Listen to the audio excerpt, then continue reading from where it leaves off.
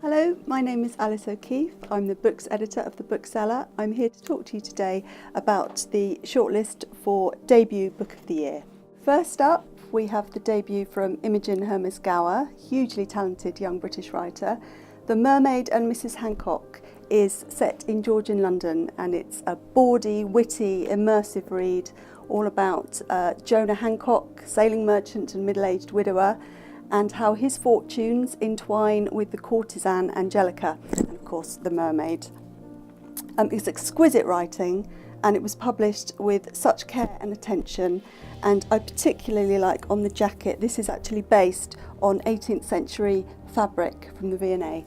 So this is the first novel from Ruth Jones, Never Greener. And Ruth Jones is probably best known as a screenwriter on the award-winning Gavin and Stacey, where of course she also appeared as the unforgettable Nessa. But the publisher here wanted to very much establish her as a novelist in her own right. It's the story of Kate and Callum, who first meet when Kate is in her early 20s. They have a relationship which she believes is firmly in the past until they meet again 17 years later. So next up we have The Tattooist of Auschwitz by Heather Morris. Now, all the books on this shortlist have sold very well because that was one of the criteria, but the sales of this have been phenomenal.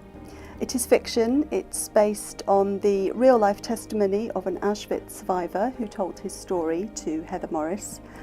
And the publishers were very keen to position this as a love story, not a tragedy. Next up, we have Dear Mrs Bird, which is the debut from J Pearce. This is set in London, 1941, and we follow Emmeline Lake, who dreams of becoming a lady war correspondent, but ends up assisting Mrs Bird, who is the formidable agony aunt on a woman's magazine. It's a wonderful, uplifting story about bravery and courage. The jacket, and I'll just show you the lovely end papers, were based on the author's own vintage magazines from the period. So next up we have the English language debut of the French-Moroccan writer Leila Slimani. Lullaby is literary fiction disguised as a thriller. It opens with possibly one of the most heart-stopping lines I've ever read. The baby is dead, it only took a few seconds, and then the novel moves back in time to explore the events that led to the shocking murder of her two young charges by a nanny.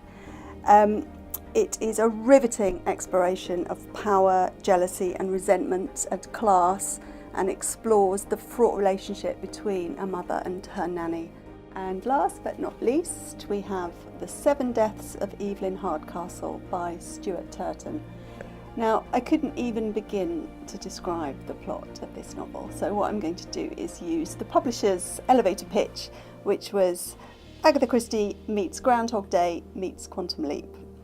It's set in a country house where Evelyn Hardcastle is destined to die every night unless Aidan Bishop can identify her killer. But every time the day begins again, Aidan wakes up in the body of a different guest. It's very ambitious, very original, and the publishers did a great job of getting this multifaceted novel, which would appeal to lots of different readers, in front of the broadest possible readership.